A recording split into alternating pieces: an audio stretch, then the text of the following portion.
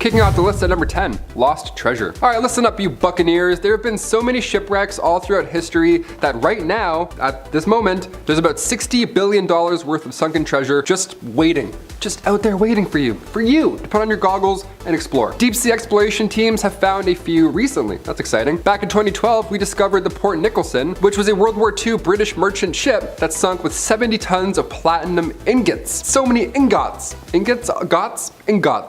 All the ingots or gits. That's over $3 billion worth of treasure. Not too shabby. Shortly after that, shipwreck hunters found the remains of HMS Victory, ironic name, which sank back in 1744 with $1 billion worth of gold. It's not just finders keepers though, you know, as lovely as that sounds, this is not national treasure. Treasure belongs to people, before and after the commute. When an American company recovered $500 million in gold and silver from a ship in Spain that went down back in 1804, they lost the rights to their treasure. They lost the rights to the treasure they found. That is so, can you imagine that? Guys were rich. Just kidding. The Senora de la Mercedes was a Spanish ship that sunk back in 1804. It was loaded with gold, silver, and spices, all the good stuff. It was found at the bottom of the Atlantic back in 2007, and these finders thought that they had 500 million. We're rich, and we can maybe pay off our student loans with this money. Who knows? They were rich until the Spanish government sued the exploration team in 2012, taking all that treasure right back.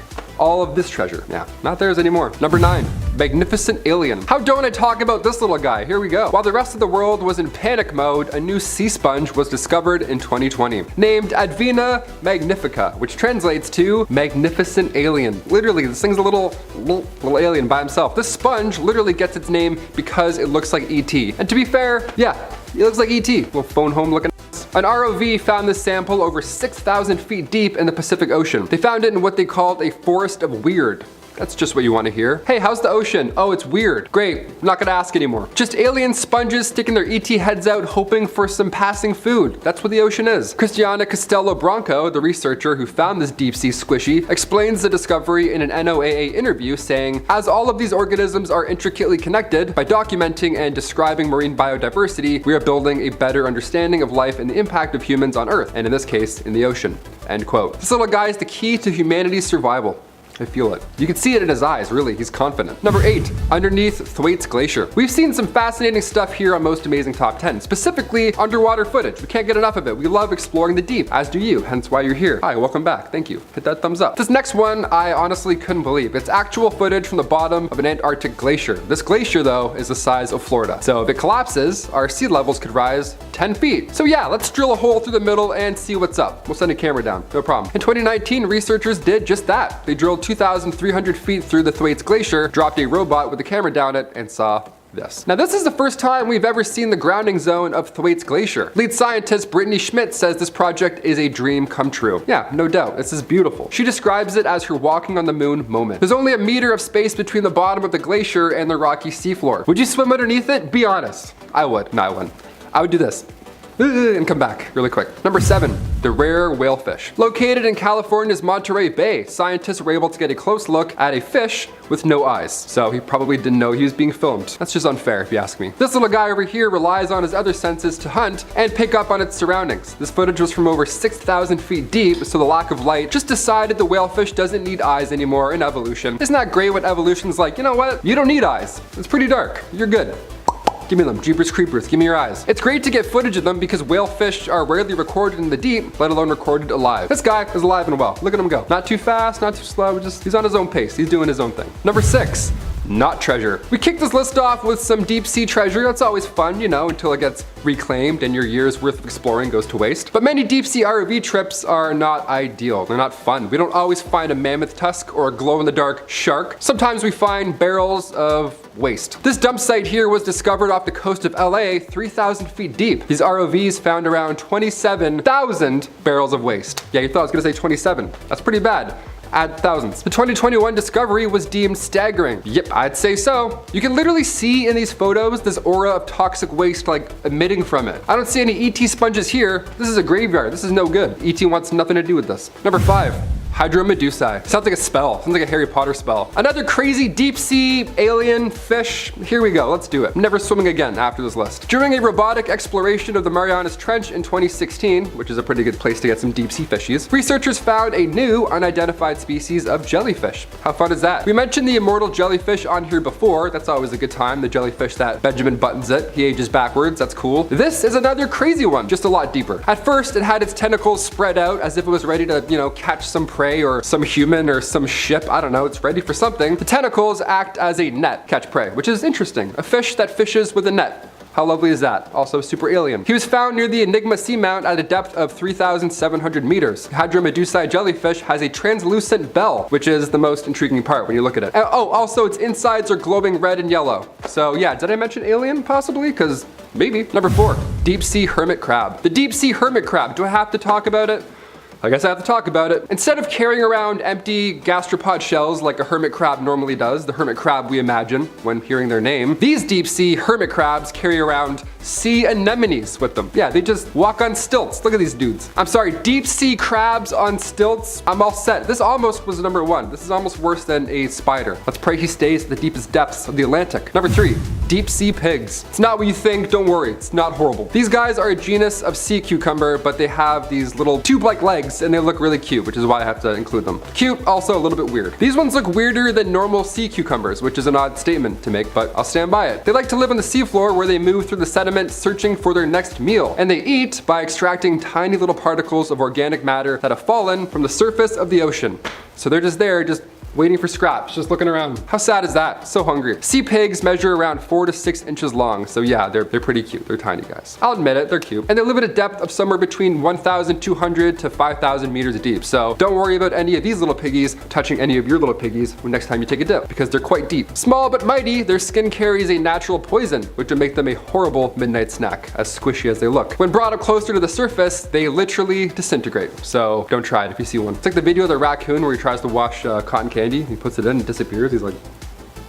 Number 2, the deepest plastic. We're almost done here, so we'll do a sad one for our second last spot here. Why not? Back in 2019, Victor Vescovo took a dive into the Challenger Deep, which is the deepest part of the Marianas Trench, and he found absolutely the scariest thing to ever see in the ocean.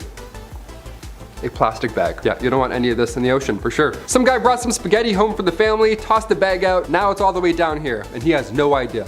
Awesome. I will say Victor broke the record for deepest dive, which of course is amazing for, science, research, and advancements and all that jazz, of course. But I feel like the more we discover and the deeper we go, the more we realize that we're inevitably doomed. And finally, number 1, the deep sea anglerfish. So scary. Here we go. Let's end off on a scary note. Even scarier than pollution. It's not. Close. The deep sea anglerfish is just a sample of how terrifying the ocean can really be. We have no idea. It's also the most fascinating fish I've ever seen in my life. Living at depths of over 6,000 feet, the anglerfish lives in complete darkness. It was first discovered back in 1833 when it washed ashore somehow in Greenland, and then it was studied in Denmark. It was first referred to as the football fish or the mangobbler. Mangobbler is honestly more of a, I could definitely see that. The sea devils have quite the smile, but they don't often get a chance to show it, being that deep and all and in the darkness. Finding prey that deep below the surface is quite the task. The ocean life is also quite sparse when it comes to meals of your choosing. Like I said, some of these guys have to just rely on just particles falling into their mouths. This is why it's often referred to as the fish that fishes. And it's all thanks to that little disco ball of death right here on the forehead. Female anglerfish have a glowing lure on the top of their head, and it's awesome, it's beautiful. This light is created due to bioluminescent bacteria. Thousands of fish have it, and the deep sea anglerfish uses it to hunt. It draws fish in right in front of its massive mouth, and then they see the light, and then moments later, bam, they see another light, the light of the fish gods. R.I.P. Rest in Pacific. Not bad. Kicking off the list at number 10. Glow-in-the-dark shark. Yeah, you thought left shark was the coolest fish in the pond? Think again, pal. Glow-in-the-dark sharks. Apparently, we got them. Terrifying. 2 years ago, scientists were able to identify 3 deep-sea sharks. The kitefin, the black-belly lantern, and the southern lantern shark. All 3 of them look like they're from Pandora. They're glowing. They're literally glowing. Bioluminescence is fascinating. We mentioned the deep sea anglerfish in part 1 of this list. So now we've got glowy gill Gary over here to worry about. Awesome, I'm never swimming again. These sharks were found in the twilight zone, around 1,000 meters deep off the coast of New Zealand. Yep, never swimming again, ever again. Let's move on. Number 9.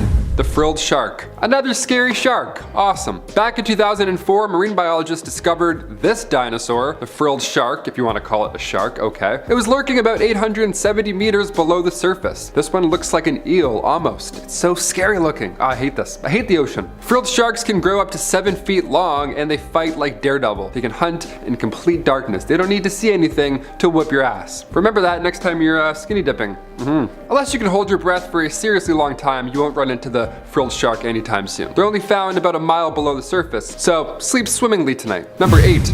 Black dragonfish. All of these fish are so scary looking, and no, not all of these things are fish. Just a few off the hop, because, get them out of the way. The black dragonfish is the first time scientists have found an ultra black deep sea fish. This thing is awesome. I love this. The black dragonfish literally has the word dragon in it, and I'm not surprised. He fits it. He fits the picture. These little guys can be found at depths of 1,600 feet, and you'll see this one coming towards you, as these fish too possess bioluminescence. If you can't tell from these photos, they also have teeth. They have big, scary, dragon-like teeth. Even Khaleesi would see this and be like, no, I'm good. Number 7.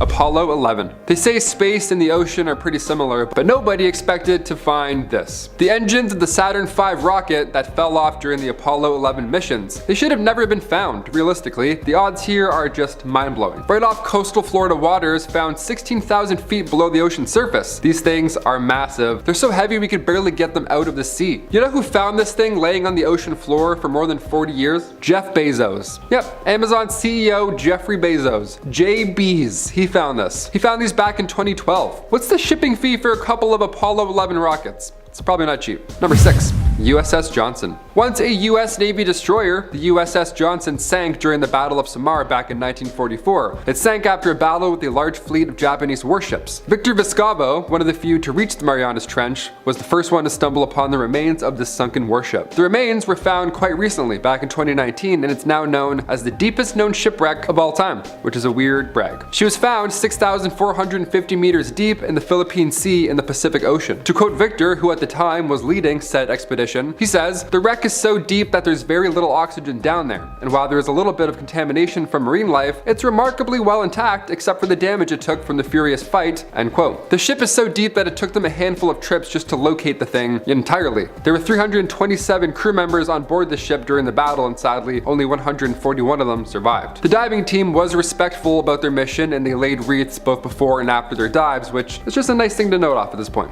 honestly. Number 5. Underwater civilization. As we found out in part 1 of this series, the ocean, being mostly undiscovered, is terrifying.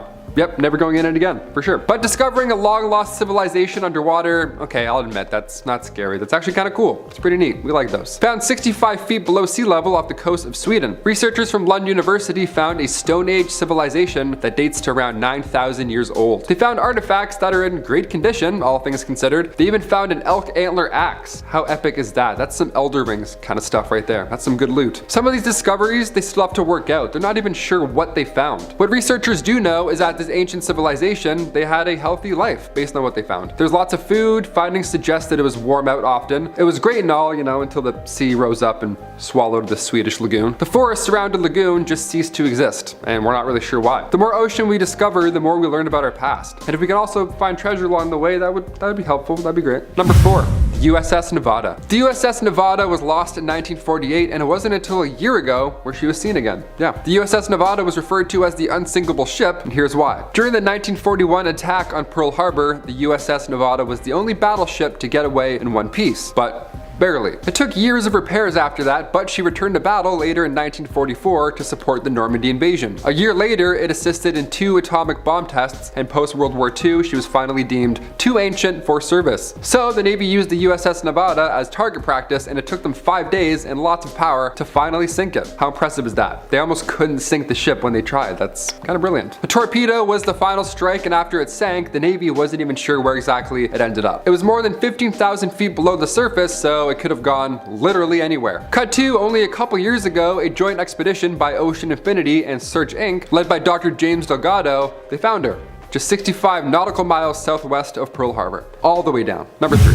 Amelia Earhart's plane. Yeah, you heard me. How epic is this? The first woman to fly across the Atlantic, she was well on her way to settling even more groundbreaking records, but her plane tragically disappeared over the Pacific in 1937. It's since been a great mystery where the final resting place of Amelia Earhart now is, but we may have actually found her remains back in 1940 on the Pacific island of Nikamuraro. The initial examination of these remains were reported to be that of a man. That was the general idea in 1941, but come 2018 we have a different idea now. Something's come up. Researcher Richard Jantz took another look at the long-lost remains, and since then, photos of Amelia have surfaced, so Richard compared the bone measurements to her body type, and we're pretty sure that's her. But in a recent discovery, May 2021, a murky image went viral, and many believe it's Amelia Earhart's plane, submerged in Nikamuraro Lagoon. Back in 1991, part of a plane fuselage was recovered, but it was too damaged to confirm that it was her plane from when it went down in 1937. Do you think it's her? Sound off below. I do, definitely. Or else someone else's remains are out there, and that's also wild. Let's discover who that is. Number 2, crop circles. Before we end off this list, we'll get a little cute, dare I say. Crop circles on the ocean floor. Are these aliens? Alien fish? Do we have this now? Is this a scary shark? What's going on here? These crop circles were first spotted back in 1995 off the southern coast of Japan, and for 16 years, these things were blowing the minds of divers or deep sea explorers. Nobody knew where they were coming from. They would be there one week, and then the next day would be gone. Tiny aliens or tiny pufferfish. That's right, in 2011, one of these dudes got caught in 4K, and it's one of the weirdest things I have ever seen. I had to squeeze it in some sort of deep sea list. I love showing this little guy off. These male pufferfish, they try and lure in the ladies by making art. Some birds dance like crazy, some fish make art, okay? Animals have souls, deal with it. The thing that baffles me here, concerns me if anything, is that these pufferfish use a shell. They use a shell in their mouth, they grab it, and then they scoop out these designs. He uses a tool to carve away his emotions. Small but mighty, and also an artist. And finally, number 1, squid graveyard. During a 2012 expedition in the Gulf of California, lurking all the way at the bottom of the seafloor, scientists came across a bunch of squid carcasses and squid egg sheets, which, I mean, you know, in your working day, that's a lot to see, just going along, and all of a sudden you're like, oh, yikes, okay. But anywho, once they took photos, they got footage, all was good, they returned. Come 2015 though, that's when these deep dives get a little mysterious. When they returned to the exact same area, they found even more carcasses and even more squid egg sheets. What's going on? Why here? Is this like a hotspot? So many questions. Many species of squid will see the adults all join in large groups and lay clusters of eggs in the seafloor, but shortly after this, many of the adults will die. Nature is cruel. This is the case for most things. But it's not the case for every squid, however. There are some mothers who instead lay their eggs on an egg sheet, which they keep in between their arms for months. And when the babies finally hatch, the mother will then drift her way down to the seafloor. So this answers why that squid died, but it doesn't answer why there's so many bodies and so many types of squid births and stuff happening in one specific zone. And that answer still remains a mystery, hence why it's our number 1 today. Alright, let's get into today's list. Starting off at our number 10 spot, we have the deepest known shipwreck. Who knows how many shipwrecks lay in our oceans, considering many of them have yet to be found. The USS Johnston was a US Navy destroyer which sank during the Battle of Samar in 1944 after a battle with a large fleet of Japanese warships. Victor Vescovo, who is one of the few people who have made the dive into the Mariana Trench, was one of the people who first stumbled upon the remains of this sunken warship. The ship's remains were first found in 2019, and it is now known as the deepest known shipwreck as it was found 6,456 meters deep in the Philippine Sea in the Pacific Ocean. Victor, who led the expedition, said, quote, "The wreck is so deep that there's very little oxygen down there, and while there is a little bit of contamination from marine life, it's remarkably well intact except for the damage it took from the furious fight." End quote. This ship is so deep it took a few dives in order for them to be able to relocate the ship, which they have now been able to do entirely. There were 327 crew members on board this ship during the battle, and sadly only 141 of them survived. The diving team was sure to be respectful about their mission and laid wreaths both before and after their dives, which is just a nice note to end off this point on. In our number 9 spot today, we have the Baltic Sea anomaly. In 2011, while searching for treasure in the Baltic Sea, these divers came across something super weird. It was a 70-meter long object laying 300 feet below the sea, and to this day, no one knows for sure what it is. It's a massive disc-shaped metal object, and while it certainly is weird to find a huge underwater structure that no one can identify, the weirdest part about this story is that those who found it claim that their equipment stopped working only when they were around this massive unknown structure. There was some sort of electrical interference, but only only when they got close or directly above it. Some people believe it's either a glacial deposit, which is the result of thawing glaciers, or an alien spacecraft. I'll let you guys decide on this one. UFO or glacial deposit? I'm gonna go with UFO because that is way more exciting. In our number 8 spot today we have a USO. Daryl Miklos is an explorer who took a deep dive following maps that had been put together by his friend and former astronaut Gordon Cooper. The map Daryl was using was initially made to help identify more than 100 magnetic anomalies in the sea. During one dive at a location within the Bermuda Triangle, he thought he was going to find an ancient shipwreck, but instead found something that continues to stump researchers and Daryl himself. He came across a very strange structure that wasn't like anything he had ever seen before. This structure had long obtrusions which stuck out from its sides, and the whole thing was covered in corals, so whatever this thing is, it has been down there for hundreds, if not thousands of years. Daryl has said, quote, "There's identical formations in 3 different areas and they don't look nature-made. They don't look man-made. Certainly nothing I've ever seen based on my experience, and I have years of experience at doing this. We've identified multiple different types of shipwreck material. This doesn't match or look anything like that."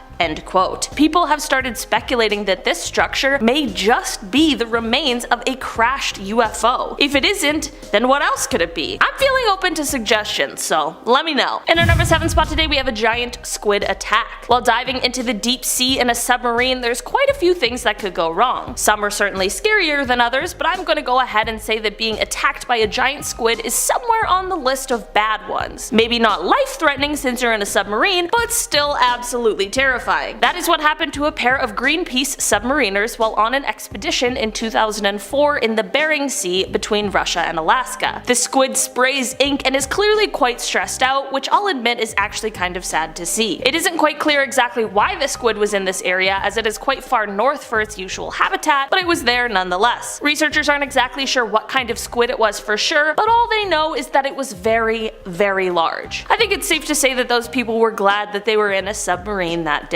In our number 6 spot today we have the massive Siphonophore. Okay, I'm not saying that this is going to be scary to everyone, but I'm not gonna lie. Knowing that things like this exist in the deep sea is absolutely terrifying to me. So there are these things called Siphonophores that exist in the ocean, and they appear to be a singular multicellular organism, but they're actually an entire colony of polyps and medusoids that are collectively known as a zooid. So a few years ago, scientists found the longest Siphonophore they've ever found, and it was a whopping 154 feet long. Yep, just a huge long piece of a bunch of different little creatures all working together. I don't know why it freaks me out so much. Maybe it's because it's a bunch of creatures that all seem as though they share a brain. Maybe it's something I just can't comprehend. Or maybe it's because this thing is 154 feet long. Regardless of whatever it is, the deep sea is just as fascinating as it is terrifying. In our number 5 spot today we have dying coral reefs. In 2009, after a 4-week expedition to explore the deep ocean just southwest of Tasmania, while there were many exciting discoveries, there was also one that was much more grim. The scientists found deep water coral reefs, but in the same moment as the excitement came the realization that these coral reefs are dying. There needed to be much more research into exactly what was causing the reef systems to die, but the worry was that whatever the cause was would extend into the shallower reefs as well, which would cause massive problems for both marine life as well as human life. Scientists needed to figure out whether the coral was dying because of ocean warming, disease, or increasing ocean acidity. Whatever the cause, if it were to extend into the shallower coral reefs and cause those to die off as well, 25% of marine life would lose their habitat, the coastal fishing industry would collapse, coastal tourism economies would shrink, coastlines would erode, we wouldn't have the same access to submarine animals which have helped us with medical breakthroughs, and honestly the list just continues on. So while this one might not currently seem like a scary addition to this list, it could have many more implications than we are even aware of. In our number 4 spot today we have this deep sea feast. As it turns out, deep sea feasts are quite a horrific sight, as this video footage from a deep dive expedition will show you. This is the scene that scientists were welcomed to on a deep diving expedition that took place in 2019. What you are seeing is dozens of octopuses mercilessly devouring the 4 to 5 meter long remains of what is believed to have been a baleen whale. Their meal includes some of the internal organs, while large scavengers are stripping away the flesh, and those good old zombie worms are diving into into their favorite meal, the lipids and fat from the bones. While this is a grisly sight, I guess it's nice to know that nothing goes to waste in the deep sea. In an environment where food is scarce, this must have been a pretty big win for all of these creatures. Still, seeing video footage of it is pretty wild. In our number 3 spot today we have the long-armed squid. The long-armed squid is not often seen, and thank goodness for that because they are so unbelievably freaky. They can be found in many different oceans, but they live in the permanently dark zone of the ocean around 1,219 meters or 4,000 feet deep in the sea. On November 11th, 2007, as an ROV was searching around the deep waters in the Gulf of Mexico, it was able to catch one of these guys on film. While there is still a ton that remains a mystery about these elusive creatures, it is believed that they can grow to be around 23 feet long or over 7 meters. The real creepy stance that these guys have is when they hold out their extremely long appendages perpendicular to their body, which creates a sort of elbow look. I don't know, just freaks me out. Imagine waking up and having a giant squid with elbows floating around your room. I know that won't happen, but I'm just saying, imagine. In our number 2 spot today we have a squid graveyard. During a 2012 expedition into the Gulf of California on the seafloor, scientists came across a ton of squid carcasses and squid egg sheets, which was a bit of a scary sight, but they made a note of it, captured their footage, and just continued on. In 2015, when they returned to the same area, they found even more,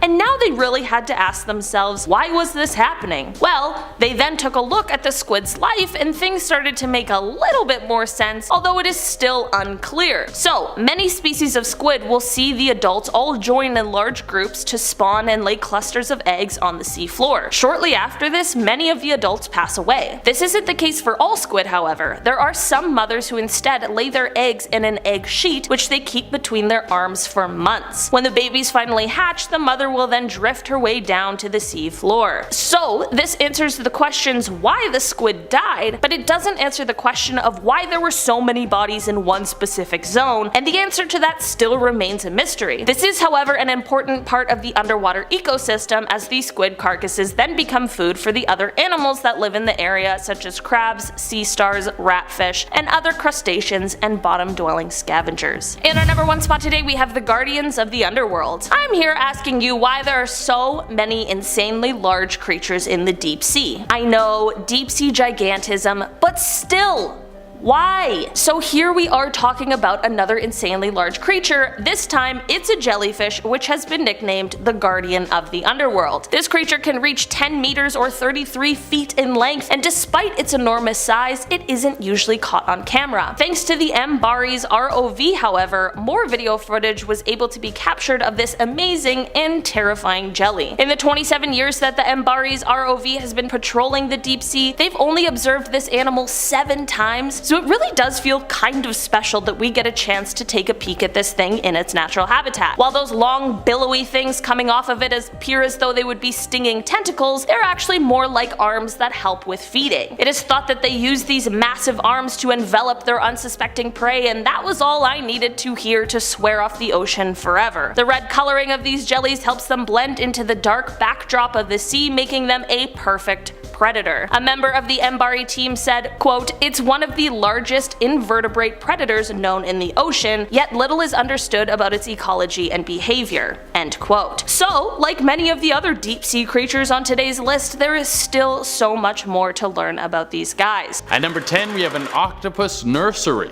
8-legged alien looking things with suction cups all over their arms and beaks for mouths. Octopus are creepy looking things, and to top it all off, they can camouflage like a Navy SEAL, and they are super smart. If these are the kind of things that make your skin crawl, then just running into one of these guys would probably freak you out. Well, on the underwater expedition at the Davidson Seamount, there was a rather shocking discovery. They had a remote probe that was on the ocean floor around 10,000 feet, and they came across which seemed to be an octopus that was next to not just one, not just two, but a group of 1,000 octopuses in a nursery. They were all there laying their eggs and using the heat from the volcanic vent to keep them warm. I would hate to be the guy who accidentally steps into that crack and then gets devoured by thousands of sticky arms. But if you're at 10,000 feet underwater, you probably are already screwed. At number 9, we have the Siberian lake monster. Of course, if we're doing a list of scary things that live underwater, we have to throw a giant mysterious sea monster on here. What separates the Siberian lake monster from other more popular guys that we have seen like Loch Ness and that kind of stuff is that underwater scans have actually picked this guy up. This thing is deep in Lake Labinkur, and some radar has shown that it looks like a 33-foot long creature is living there. Now this is probably just a skeleton, but if this thing is dead, it means that there was once a giant man-eating monster in this lake. I thought we were supposed to be safe in freshwater. They've nicknamed this thing the Devil, so you know he's a good time and loves company. So next time you go up to the cottage and you're swimming in the water and you feel safe, remember there might be a giant monster lurking underneath the water ready to turn you into a side dish. At number 8, we have the blue hole. Now there are several blue holes in the world. There's one in Belize, there's one in the Red Sea, there's a giant one in my heart that was left there from when Reboot ended on a cliffhanger. How are you going to end a show that so many people fell in love with on a cliffhanger? I will never trust again. Well, this one is between Cape Verde and the Caribbean islands. Scientists are really confused about this thing. It's a crack in the bottom of the ocean floor and is several thousand miles long. What's strange about this is there's no explanation of how this happened. It might have been tectonic plates moving around, but when this happened, the Earth will probably start to repair itself and there's been no sign of this. My theory is this is where Godzilla goes to sleep at night. I mean, it seems like the most logical answer. It's either that or the gateway to hell. Like, come on guys, I'm doing real science work here. At number 7, we have the Yonaguni complex. This was discovered by scuba divers in the 1980s. I think that's the scariest part about this one. Could you imagine going scuba diving back in the 80s? The technology back then must have been a tube going up to some guy who would blast fresh air down to you using a bicycle pump. I don't even think they had decompression sickness figured out back then. The chances of you coming up the bends was probably super high. Well, if it wasn't for a few divers in Japan who were willing to sacrifice it all to look at some cool stuff, we wouldn't know anything about the Yonaguni complex. It's still a mystery as to what this thing is. It looks like some temples that might have existed thousands of years ago, but when the ice age decided to melt, it would have covered this entire area.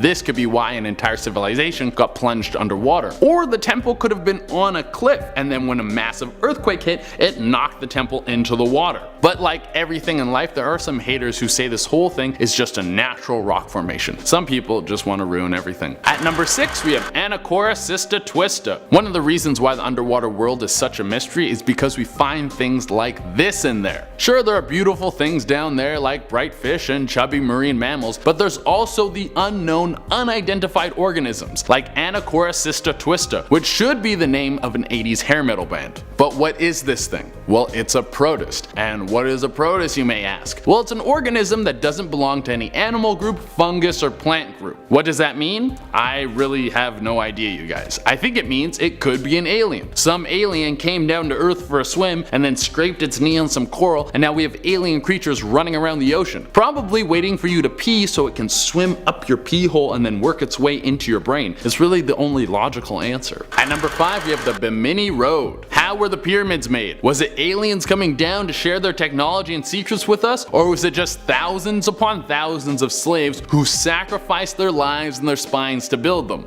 Well, we don't know and we may never know, but the Bimini Road is another one of these mysteries. It's off the coast of the Bahamas, and it looks like it could have been a pathway that was placed perfectly with giant slabs of rock. Similar to the way the pyramids were made, it seems that these large slabs of rock were too large to be moved by man, and also like the pyramids, these giant slabs were also perfectly placed so well. So where does everyone's mind go when something like this happens? Well, magic or aliens. The logical answer is that this is a natural phenomenon of the water moving and hitting the rocks to make these formations, but people think that this was made using advanced technology from aliens and could have been the road to Atlantis. Honestly, I like the Atlantis theory much better. It's more fun. At number 4, we have Colossal Squid. Yeah, this thing is a big no thanks for me. So everyone always talks about how there might be sea monsters out there, but this thing actually exists. There's never been one caught alive, but several have washed onto shores dead, and they are massive. The largest one ever discovered was 45 feet long, and it was dead. So you know there was an even bigger one out there that killed this guy. They don't even have suckers on their tentacles, they have hooks. Let me say that again. This squid has 10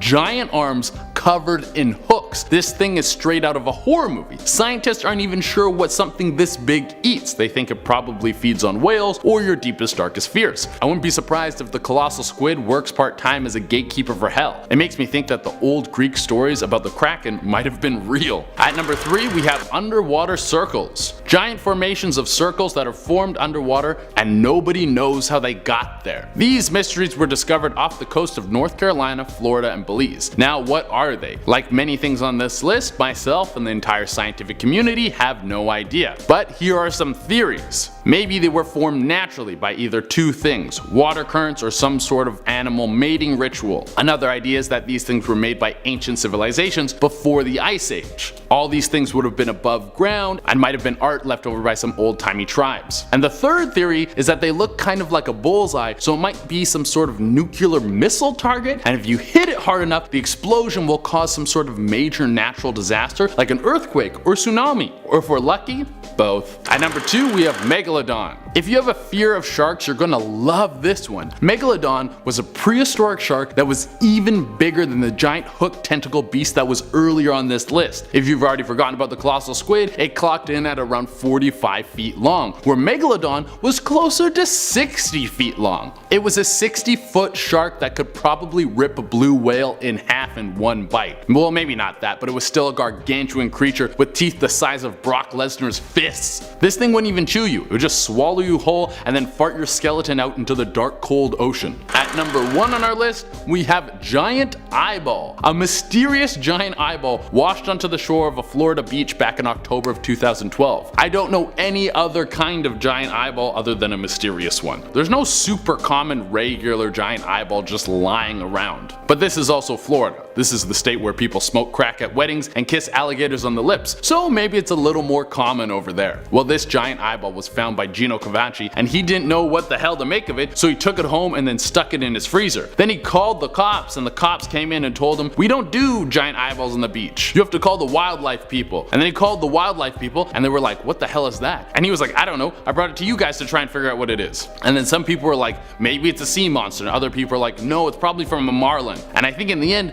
no one really knew what the hell it was. But just so you know, there's giant eyeballs out there just laying around the beach sometimes. Kicking off the list at number 10. Titan's Ocean. Yeah, we'll start this list with an ocean signal out of this world. I mean that in a literal sense. This first one comes from Thanos' home planet, Titan. Yeah, it's one of Saturn's many moons. Saturn has 82 moons in total, so if you were a werewolf and you lived on Saturn, odds are you'd be pretty exhausted. Around 10 years ago, NASA's Cassini spacecraft detected water inside the shell of ice that is that moon. That's pretty exciting. Also, water in space anywhere is exciting, but also I'm like, aliens, they're coming. To quote a Cassini team member, the search for water is an important goal in solar system exploration, and now we've spotted another place where it's abundant. Abundant, did you hear that? It's abundant. Nice. We love abundant sea creatures resting on the moon Titan. NASA has detected low frequency radio waves on Saturn's icy moon, and it sounds pretty eerie. To know this is off planet entirely, if there's water involved, I don't want to hear any space whales. I'm all set. Number 9, submarine propeller. When it comes to creepy sounds or signals heard from the ocean, here or out there, it really depends on who you ask if it's creepy or not. A submarine propeller firing up underwater to many is nothing. Just another day working on the Navy, if anything. But this guy, with submechanophobia, the fear of big things underwater, the sound of a submarine propeller firing up is absolutely haunting. My palms are literally sweating just reading this. The noise of the propeller is traceable, but the sonar, that can mess up some whales. Sonar underwater is so loud you can feel it through your entire body. It's definitely not something you want to witness up close. It's like standing near the speaker at a club. Your bones just feel it. Take a listen. Take a listen. Also, a little headphone warning. It's exactly what you expect. Number 8, slow down. Not to be confused with Slow Ride, that's an absolute banger from the 70s. Slow Down was recorded on May 19th, 1997, so a little bit later. It was picked up in the equatorial Pacific Ocean, just in the middle of literally nowhere. The National Oceanic and Atmospheric Administration picked it up not once, but several times every year. Our best guess as to what this sound is, perhaps it's moving ice in Antarctica. But the fascinating part here is that this sound decreases in frequency over time. It takes about 7 minutes in total, so we can't include the entire clip or else you'd be pretty bored. But here's the clip 16 times as fast.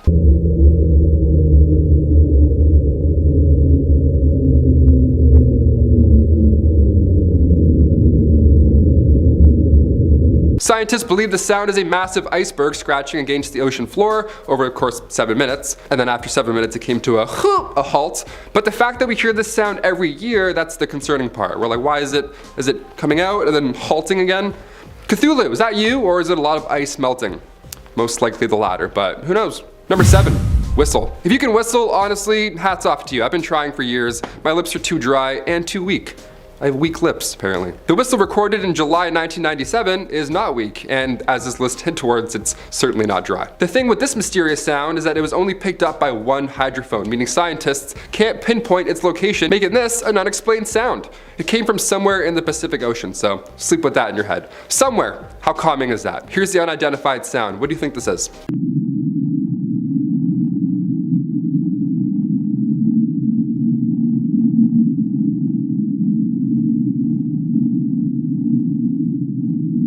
The National Oceanic and the NOAA rather, has compared the sound to some volcanic activity heard in the Mariana Volcanic Arc. But again, we can't pinpoint it at all, so we have no idea. We need 3 hydrophones to do so. This one was only heard in 1. Number 6, upsweep. Unidentified yet again. Love to hear it, literally. Sound travels much faster underwater than it does in air, more than 4 times as fast. So when we hear these noises, 1, they're incredibly loud, which is the most impressive part in my opinion. But because sound travels so quickly, it's hard to find out where these calls are coming from. Upsweep is an unidentified sound that was heard throughout the entire Pacific Ocean. When the Pacific Marine Environmental Laboratory fired up its sound surveillance system back in August 1991, these sounds were heard.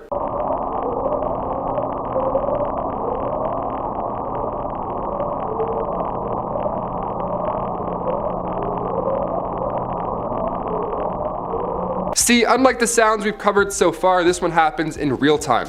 It's not sped up because it's 17 minutes long, it's just, that's it, that's what it sounded like. These upsweeping sounds lasting a few seconds each ping is definitely concerning. The source was roughly located around New Zealand and South America, somewhere around those places, and it peaks around autumn and spring. So maybe it's just a monster tucking itself in for the winter, and then maybe it's waking back up in spring.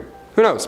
Scientists at the NOAA have a better idea so far. A little boring, but they believe it's underwater volcanic activity. I say boring, it's not really boring, it's just predictable, I guess. This sound has been getting lower pitched every year, so who knows? Maybe that's a bad thing, maybe it's a good thing. Maybe this thing's gonna go off. Maybe it's gonna go off tomorrow. That was 30 years ago, so any day. Number 5, Julia. Who is she? Who is this Julia chick we've been talking about? Julia sounds like a rather friendly addition to this list, but don't let her name fool you. Julia is terrifying, definitely, yeah. Back in March 1999, this noise here was recorded again by the NOAA, and this time the noise was heard across the entire Pacific Ocean hydrophone array. So across all that distance, we heard Julia. So whatever made this noise, be it an iceberg, volcanic activity, giant fish from Legend of Zelda, it's got power behind those vocals, you know? She's loud. The point of its origin is determined to be somewhere around Bransfield Straits and Cape Adare. This Cape Adare gets a lot of action in the world, sound-wise and bloop-wise, and we think it's because of icebergs, but maybe the Kraken's name is just Julia. Maybe this is her just slowly introducing herself to the world. Again, it's a long clip in real time, but sped up, sounds like somebody's humming underwater. It's terrifying. Take a listen.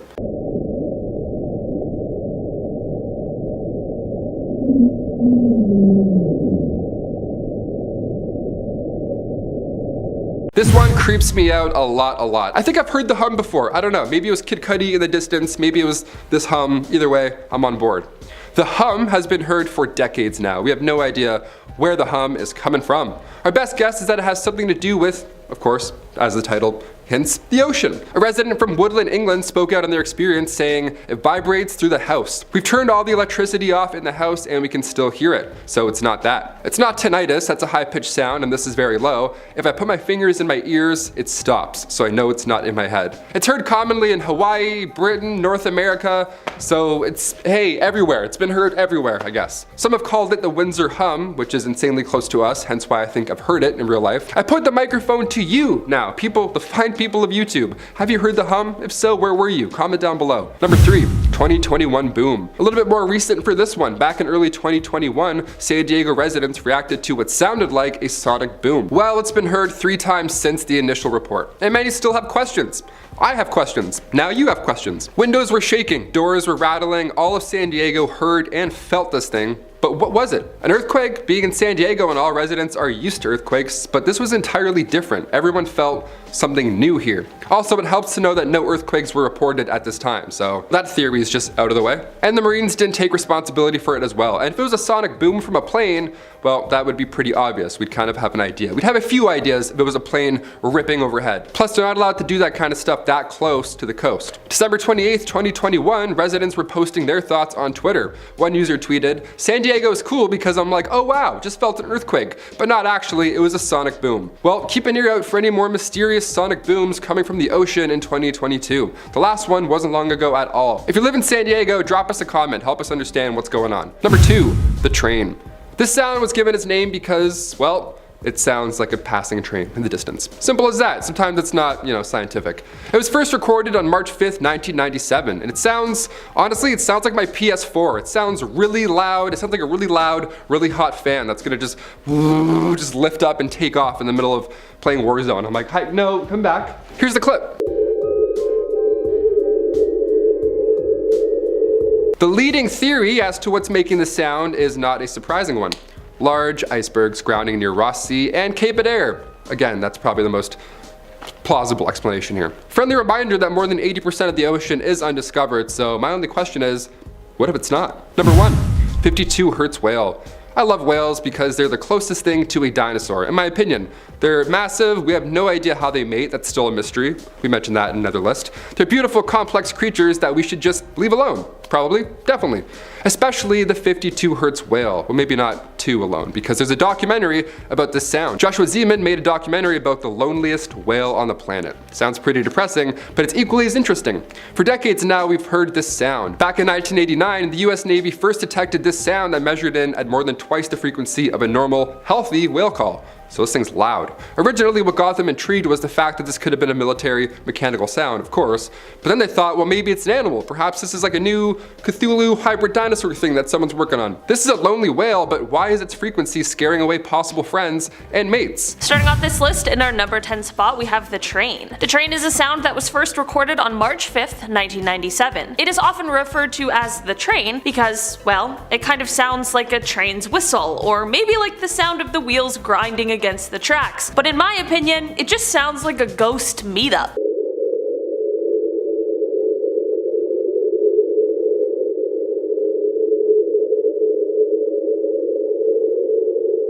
Despite the years it's been since this sound was captured, no one is entirely sure where it came from. The current belief is that it may have been from an extremely large iceberg in the Ross Sea near Cape Adare, but that is still only a guess. The steady hum might be the sound of the keel of an iceberg dragging across the sea floor. But what if it's not? In our number 9 spot today, we have this underwater knocking. This knocking sound was picked up by an underwater hydrophone, and for a while it had people stumped until they were able to find the culprit.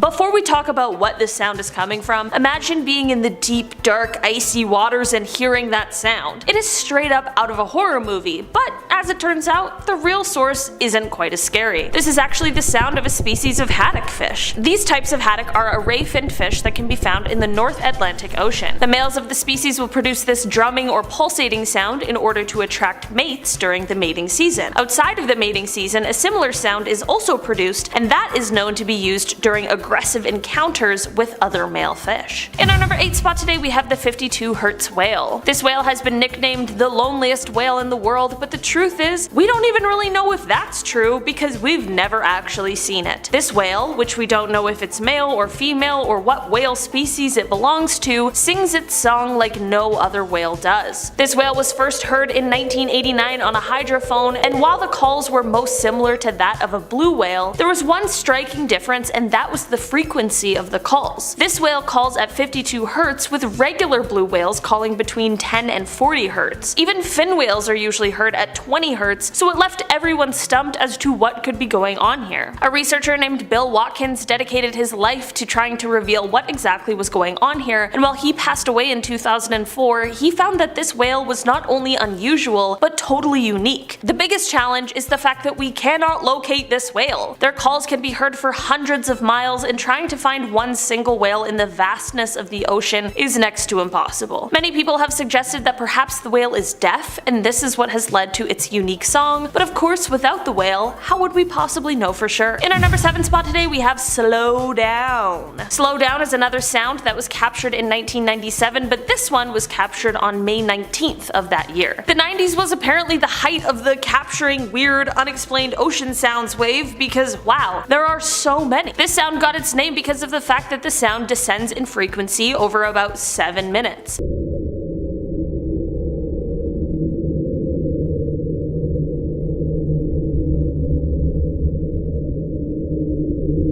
Again, this is another sound I would have just assumed was ghosts, but luckily there are people out there who know more than me who continue to research these things and try to get to the bottom of these mysteries. This sound was so loud it was detected by different sensors nearly 5,000 kilometers apart from each other. Scientists were able to locate the sound as coming from somewhere off the Antarctic Peninsula. While they couldn't directly find the source of the sound, they used their deductive reasoning, and it is currently believed that the sound might have been the result of a drifting iceberg as it scratched the seafloor until it slowly came to a stop. I guess the icebergs were just moving around a lot in the mid to late 90s. In our number 6 spot today we have the Sigh whale. Here we are again with another whale sound that just truly doesn't seem like it should be the sound coming out of any living creature, but hey, in the sea the rules are just different and everything's a little weirder. These whales can be found in subtropical, temperate, and subpolar waters around the world. They're sadly a species that has seen their numbers decrease rapidly, especially due to the historical commercial whaling that took place in the 19th and 20th centuries. The exact number of these whales that currently exist is unknown, but they are a species that is currently listed as being threatened. Like many other whales, these guys use their voice to communicate with one another, and that is where this sound comes from.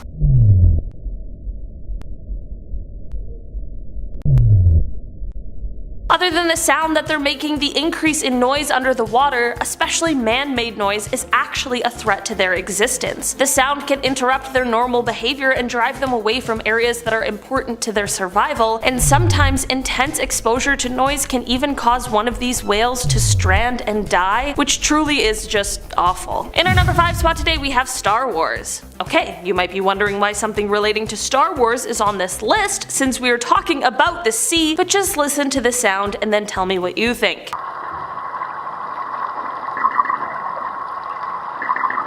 That sounds kinda like little fighter jets or something, right? Well, it definitely had some people stumped for a while when it was first heard, but luckily this one has a fairly simple and harmless explanation. The Star Wars sound is actually coming from dwarf minke whales. Apparently a lot of strange ocean noises end up either being attributed to whales or icebergs. Considering how creepy this sound can be when they have no explanation, I'm kind of glad to know that most things end up being relatively harmless and way less scary in reality. In our number 4 spot today we have the Atlantic cod. Atlantic cod are known for their ability to produce clicks, growls, and thumps as their way of communicating. The clicks I'm about to show you are apparently intended to ward off potential predators, including humans, and I truly feel like it might be working.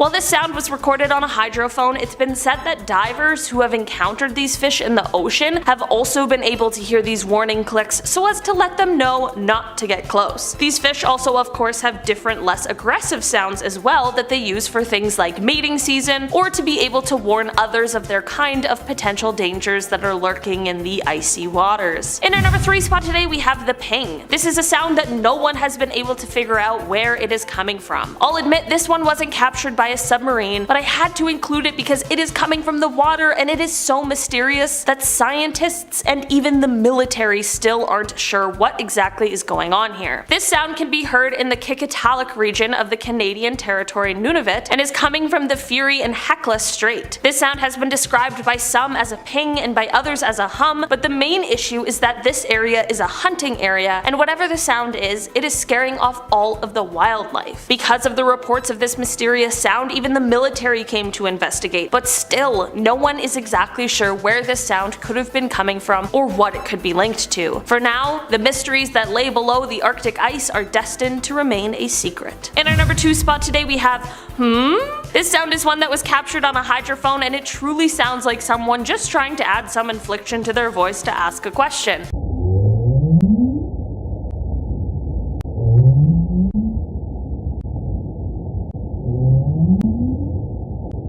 I'll give you 1 second to take a guess first. Did you guess another whale? Well, you'd be right then. This sound is coming from the North Atlantic right whale and is not just the sound of a super confused person. These whales are one of the world's endangered large whale species, with there being only 400 left in the Atlantic Ocean. The sound you just heard is the sound they use to communicate with others of their species. Their sounds are usually low frequency moans or groans, and they are used to indicate things like warnings, contact, aggression, or just other social signals in general. In our number 1 spot today we have boom. Okay, maybe the last one was a little too easy, so here's another sound that I'm gonna let you guess, and maybe it will be a little harder this time.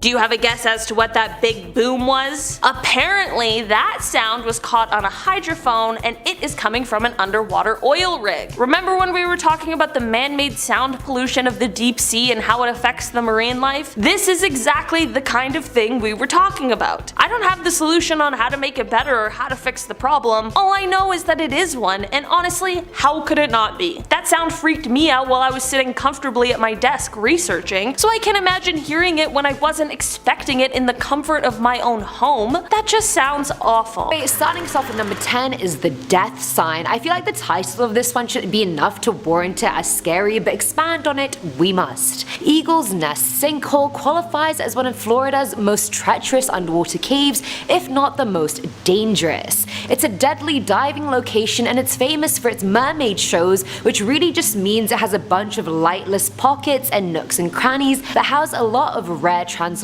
marine life. Right before the entrance of this sinkhole, there's a massive death sign. I kid you not, it says stop, prevent your death, go no further. It has the Grim Reaper on the left of it, because obviously we have to add insult to injury when you're down there, and under the title it has 4 facts mostly about you dying. For example, more than 300 divers, including instructors, have died in caves like this one. Without cave training and cave equipment, divers can die here. It can happen to you. And my personal favorite cherry on top is there's nothing in this cave worth dying for. And I mean, they're not wrong. Some of the tunnels under there plunge 300 feet deep, so much so that people have described it as a Venus flytrap. You get in and quickly get distracted by everything around you, and you don't even realize how deep it gets and how quickly it does so. 0 to 100 real quick. It's even been dubbed the Mount Everest of cave dives. Say no more, dude. Say no more. You're not gonna find me anywhere near that. No, no.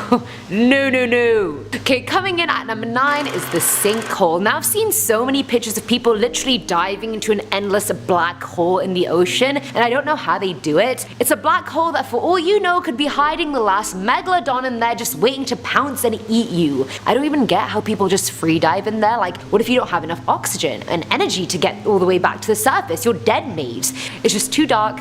It's too deep, it's too filled with unknowns, and frankly, it's just freaking dangerous. I think something Friedrich Nietzsche said really applies to this one. He said if you gaze long enough into an abyss, the abyss will gaze back into you, and I fully believe that. This picture, like I know something is staring back at this girl ready to eat her alive. Like, need I remind you guys, less than 5% of the ocean has been explored, the other 95% is ready right under her to eat her up. At number 8 we have the devil serpent, and yes, that is definitely not this creature's name, but when you look at it, that's really all that comes to mind. This snake dinosaur looking thing is in fact a moray eel, but even the website I saw this picture on titled it the malevolent moray eel. Like, that's not a compliment, mate, at all. These deep water eels are found in the South Pacific Ocean, and honestly they look like a dinosaur snake eel hybrid mutation. These little are carnivorous. They eat basically anything smaller than them, and their main predators are barracudas and sea snakes, so it's safe to say moray eels are apex predators in their own ecosystems. They have short serrated teeth, whereas others have fang eel-esque teeth. Imagine they were found in shallower waters and you went diving and this eel just burst out of some coral tunnel on your left, or mouth open creeping at you. I honestly can't, I think that'd be the first time I'd ever defecate underwater and the last time, because this thing would kill me. Filling our number 7 slot is Christ. Yes, they actually found Jesus Christ down there in the deep sea. Surprise, surprise. No, obviously they didn't. This picture was taken off the coast of Key Largo, Florida, and it's one of 3 bronze statues of Christ that are submerged. The first one was submerged off the coast of Italy back in 1954, there's another near Grenada, and finally this one that was erected in 1965. The statues were put there for many reasons. Firstly, to represent Christ in the New World, secondly as a memorial for those who had died at sea, and thirdly for those who continue to explore the depths. But how haunting is this photo? I don't mean that in a disrespectful way at all before you guys come at me like Antichrist. It is a haunting image, this giant Christ covered in water damage and plants just looking upwards. I mean, it's called the Christ of the Abyss, for God's sake. It's haunting. It gives me the feeling like he drowned even though I know he was put there. But just the thought of scuba diving deeper and deeper into dark water and seeing this drowned figure with his arms outstretched in the middle of open water just makes my skin crawl a little bit. It could be just me though, but I'm pretty sure it's not. Now at number 6 is the fish from hell. I mean, its actual name is the black dragonfish, but I reckon my moniker fits it a lot better. This picture literally looks like this fish demon of death emerged from the parts of the ocean that are so deep they're actually in hell. Apparently the black dragonfish has light-emitting organs all along its belly to trick predators since the light changes its silhouette. It even has bioluminescent lights next to each eye that either attracts mates or helps find prey. Believe me, they're not finding any mates looking like that, I can assure you. Now the thing has a few rows of razor-sharp teeth, not to mention the thing has teeth on its bloody tongue. Why was there a need for that? There really wasn't. God was just this creature already looks like the spawn of Satan, what else can I add for, just a touch of panache? A toothed tongue? A teethed tongue. I rest my case. Let's keep fish well deep under the sea, shall we? Coming in at number 5 is the chair. Honestly, this image is haunting like all the other ones on this list. I feel like deep in the sea you expect to find horrifically ugly animals or the remains of old shipwrecks. Rarely do you expect to find a random inanimate object like a kid's chair. The chair in the photo is tiny, it's yellow, and it's scaring me. I'm wondering if I even want to know how it got there or what happened to make it get there. Was a young child thrown off the side of a yacht or cruise on their little chair? Did a family yacht ride go awry and sink and the chair is one of the only surviving items from the tragedy? Just giving me major ghost ship vibes and I'm not here for it. I'm not here for it. No. At number 4 is Zemchug Canyon. Bro, I know we had deep canyons underwater, but this is the daddy of canyons. Located in the middle of the Bering Sea, the Submarine Canyon is the deepest canyon in the world and is also tied for the widest one as well. At a vertical relief of 8,530 feet, it's deeper than the Grand Canyon by more than 2,400 feet. If you just look at this thing from an aerial view of the earth, it's blue sea, land, and then just a massive cliff drop into a dark blue vortex. It's nearly 9,000 feet deep and we've only explored 2,000 feet of it. Lol, we're a joke. Stats like that just make me feel like humans are just so puny and fragile and just so breakable and useless. Just a picture of this little submarine going into the canyon, no light goes down there, it's just this eerie white torch of the vehicle illuminating parts of the ocean that have just never been touched. What is down there? Will we ever know? I definitely hope so, but I'm a bit scared to see what we find. Is my ex down there? Let me know. Filling our number 3 slot is the goblin shark, or we can call it by its Latin name, the ugliest shark I've ever seen. This thing looks like a living corpse. I've never seen the need for something so horrific to exist until now. The living fossil is 125 million years old and is found in the deep sea. I mean, of course it is, otherwise it wouldn't be on this list. I think the unsettling part of it is the fact that goblin shark's skin is semi-transparent, so the pinkish hue on them is really just a direct look at their insides, which I don't want or need. Secondly, they have these elongated snouts and needle-like teeth, but the worst of the worst are definitely their jaws. They're highly extendable, so it can just be swimming around and just detach its jaw and eat something a few feet in front of it, and then its jaw goes back to its original place like nothing even happened. Even when they're not coming outwards, they still look barely attached to the body of the shark, which is just, it's not a nice sight. They're found in depths that basically have no light, and I don't really think this creature needs to see the light, so I feel like we can just happily coexist and never see one another.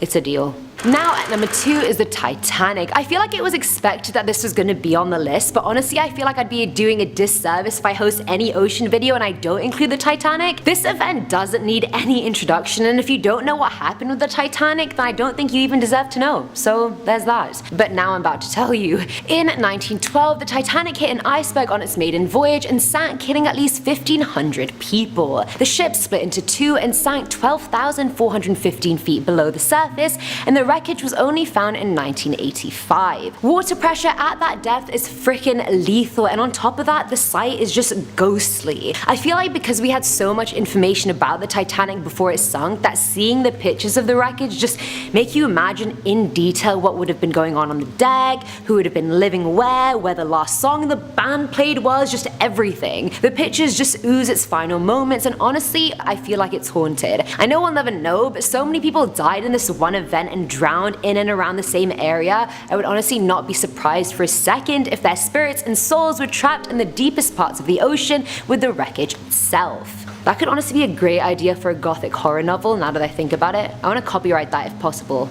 live, right now. Finally, at number 1 is the Pacific viperfish. You know when you're playing a fighting game and you get to the last level and you have to fight the final boss? That's what the Pacific viperfish is. We've reached our final boss, people. This fish is in the abyss of the deep sea, and during the day it can be anywhere between 200 to 5,000 meters below the ocean's surface, and at night it comes up a bit more for food, but for the most part they're down pretty deep. Looks wise, they're only about 1 foot long, and they are ugly mofos. Ones I wouldn't want to encounter during the day, during the night, during my lifetime. Thank you. They have huge mouths and fang-like teeth and are this iridescent dark blue silver color usually, but can be light black as well. Their teeth are transparent, which is just weird first of all and just creepy, but they also don't fit in the fish's mouth because of how big they are. So they just curl back on the outside, which obviously makes it look even more scary and monstrous. And you just don't want to see it. You don't want to see it.